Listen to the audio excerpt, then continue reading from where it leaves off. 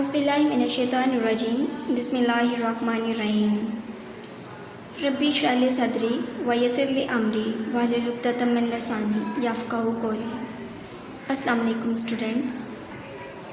Today is 10 September 2020 and Thursday. Your lecture number 38 and your diary is chapter number 10. Name is Sound Waves. Book page number 109 plus 110. Half and long question number 7 full learn. Now open your book page number 109. तो 7th class उम्मीद है कि आप लोगों को previous जितने भी lectures हैं उनकी समझ आ रही होगी। और ये जो हमारा आज का टॉपिक है स्पीड, तो इसमें हमने लाइट की स्पीड के बारे में बात करनी है और साउंड की स्पीड के बारे में। और हम ये यहाँ पे डिस्कस करेंगे कि आया कि साउंड की स्पीड ज़्यादा है या फिर लाइट स्पीड ज़्यादा होती है। तो चलिए हम डिस्कस करते हैं, स्टार्ट करते हैं अपना लेक्चर। स्पीड। इमेजिन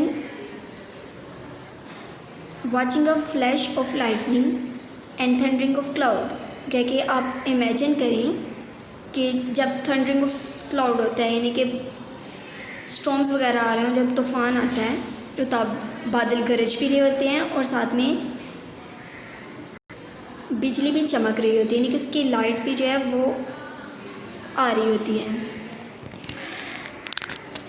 तो first we see the flash of lightning. तो उन्होंने कहा कि हम इमेजिन करते हैं कि हम ये देख रहे हैं, सबसे पहले ये कि हम ये देखेंगे कि बहुत ज़्यादा बादल गरज रहे हैं और बिजली चमक रही है। ठीक है, तो सबसे पहले हमें क्या नज़र आएगा या क्या सुनाई देगा, यानी लाइट की स्पीड ज़्यादा है या फिर साउंड की स्पीड ज़्यादा है। First we see the flash of lightning. तो सबसे पहले हम लाइट को देखते हैं। अ फ्यू सेकेंड लेटर, और कुछ ही सेकेंड्स के बाद वी हियर थंडर।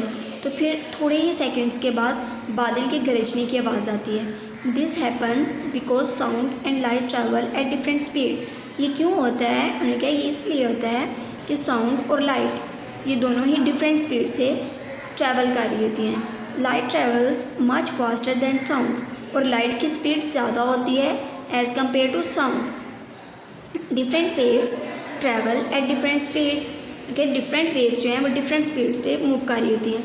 अब डिफरेंट वेव्स कौन कौन सी हैं हमारे पास? साउंड वेव्स भी और लाइट वेव्स भी। अब दोनों ही डिफरेंट स्पीड से मूव कर रही हैं।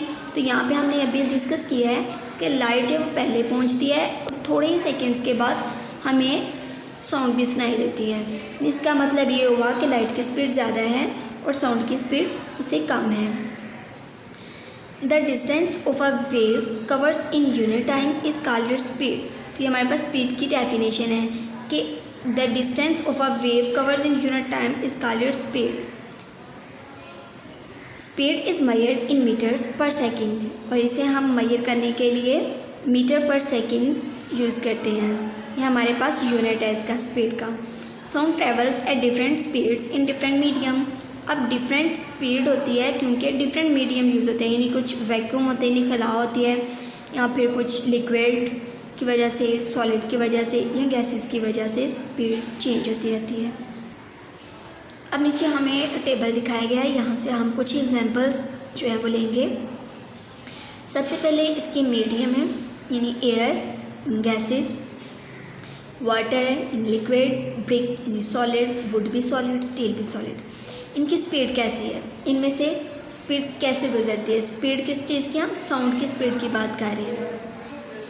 यहाँ पे हम लाइट की स्पीड की बात नहीं करेंगे, सिर्फ और सिर्फ साउंड की स्पीड। तो एयर में से यानी गैस में से 330 मीटर पर सेकेंड, यानी एक सेकेंड में इतने मीटर ये डिस्टेंस कवर करती है। वाटर यानी लिक्विड में से कितने? 1500 मीटर पर सेकेंड।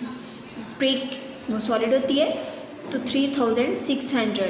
वुड भी सॉलिड है लेकिन इसकी स्पीड उससे ज़्यादा है, 3800 metre per second. Steel solid है, इसकी उससे भी ज़्यादा है, 6000 मीटर पर सेकेंड। नेक्स्ट है relationship of speed, wavelength and frequency. इनका आपस में क्या रिलेशन है ये देखते हैं। The speed, wavelength and frequency of waves are related to each other by mathematical formula. तो 7th क्लास ये तीनों ही स्पीड, वेवलेंथ और फ्रीक्वेंसी ये तीनों ही मैथमेटिकल फार्मूले के ज़रिए एक दूसरे से कनेक्ट है।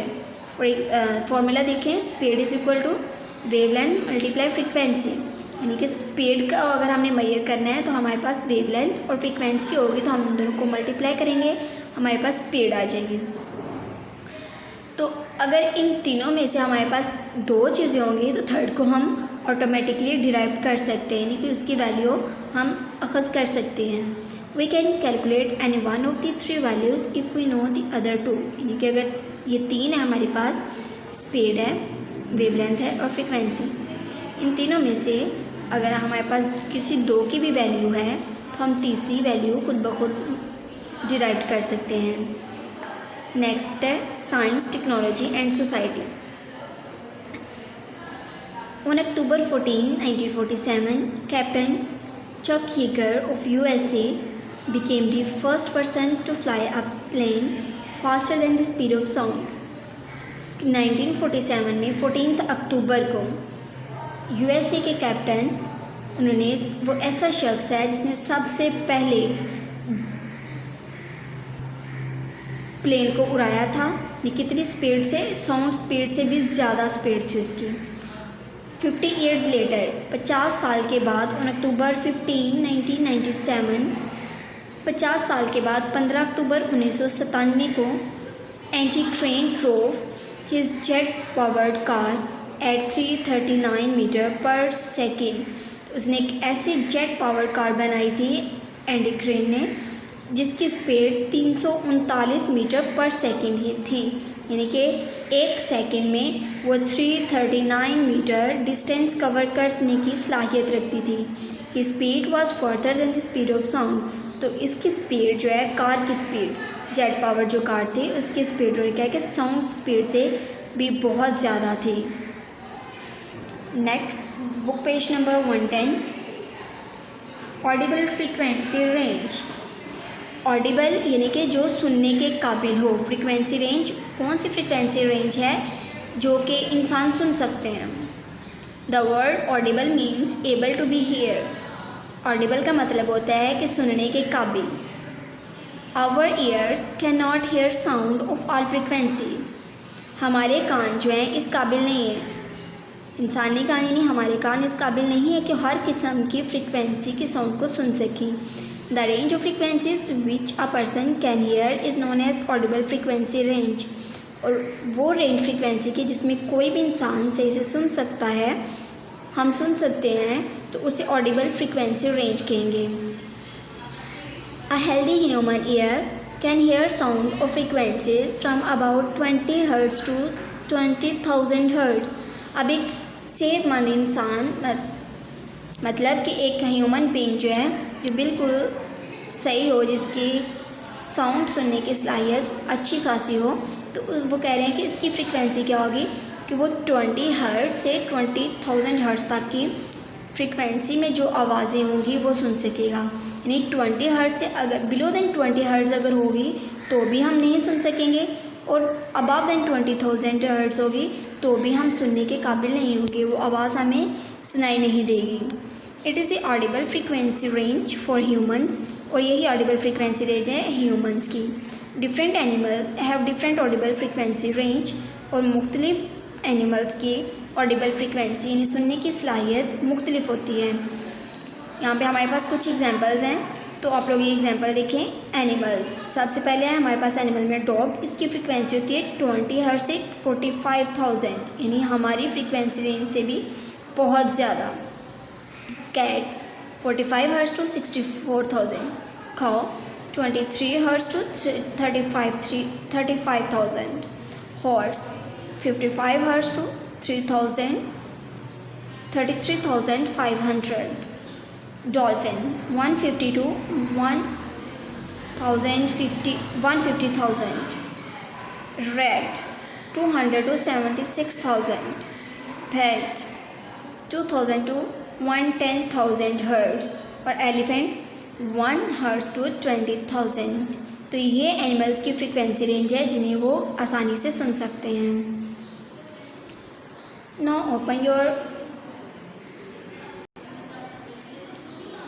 chapters exercise to see the long question number 7. Now long question number 7 is write a brief notes on किन किन 2 टॉपिक्स पे हमने ब्रीफ नोट लिखना है, ऑडिबल फ्रीक्वेंसी रेंज जो अभी हमने डिस्कस किया है, एंड स्पीड ऑफ साउंड, ये भी आज ही हमने अपने इसी लेक्चर में डिस्कस किया है, इन दोनों के बारे में। तो ये हमारे पास बुक पेज नंबर 109 पे एंड 110 पे। So open your book page number 109 and 110। तो स्पीड ऑफ साउंड ये यहाँ से हम लोग स्टार्ट करेंगे। लैंग्वेज नंबर 7 बी पार्ट है इसका। यहाँ से imagine watching a flash of lightning and thundering of clouds, यहाँ से स्टार्ट करेंगे। और ये हमारे पास ये आप लोग यहाँ तक मीडियम तक लिख के, इन डिफरेंट मीडियम्स यहाँ तक लिख के इसकी एग्जांपल देंगे इसी ही टेबल से। यह हमारे पास लैंग्वेज नंबर 7 का बी पार्ट। और हमारे पास नेक्स्ट था इसका लैंग्वेज नंबर 7 का ए पार्ट, जिसमें उन्होंने हमसे पूछा है ऑडिबल फ्रीक्वेंसी रेंज के बारे में। तो 7th क्लास ये आप लोग मार्क करेंगे, audible frequency range language number 7 A part. यहाँ से स्टार्ट करेंगे। The word audible means able to be heard, यहाँ से ये जहाँ पे ख़त्म हो रहा है box, different audible frequency range ये, और इसके साथ आप लोग 3 एनिमल्स की एग्जांपल्स ऐड करोगे। तो ये 3 एनिमल्स यहाँ पे हमारे पास 8 हैं, इनमें से आप कोई भी 3 कर सकते हो। आई होप आप लोगों को समझ आ गई होगी। जज़ाकल्लाह।